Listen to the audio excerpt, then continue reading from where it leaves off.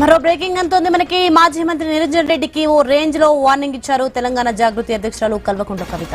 తన గురించి పిచ్చి పిచ్చిగా మాట్లాడితే పుచ్చ లేచిపోతుందని ఊరుకునేది లేదని హెచ్చరించారు. ఈ క్రమంలో మాజీ మంత్రి నిరంజన్ రెడ్డిని ఉద్దేశించి తీవ్ర వ్యాఖ్యలు చేశారు కవిత. ఒళ్ళు దగ్గర పెట్టుకుని చేసిన ఆరోపణలపై సమాధానం ఇవ్వాలన్నారు. తన గురించి ఏం తెలుసని మాట్లాడుతున్నారని మండిపడ్డారు. వ్యవసాయ శాఖ మంత్రిగా పనిచేసి ఏం చేశారని మాజీ మంత్రి నిరంజన్ రెడ్డిని ఉద్దేశించి కీలక వ్యాఖ్యలు చేశారు. దేవుడి భూములను కబ్జా చేస్తున్నారని మండిపడ్డారు. జాగృతి జనం బాట కార్యక్రమంలో భాగంగా వనపర్తిలో కవిత పర్యటించారు. ఇన్ని రోజులు ఏమనలేనే ఈయనేందో ఈమె పుచ్చు వంకాయ సచ్చు వంకాయ అనేదో మాట్లాడుతున్నాడు.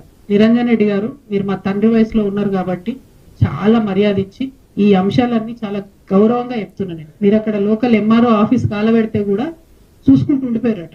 మరి అది ఒకవేళ నిజంగా కేసీఆర్ గారికి తెలిసి ఊరుకుంటే మాత్రం 100% అది తప్పు అవుతుంది, అది కరెక్ట్ కాదు. ప్రజలు మంచి తీర్పు ఇచ్చారు. ఇంకా ఇంకా బీభత్సమైన మెజార్టీతో కొట్టేది ఉండే మిమ్మల్ని.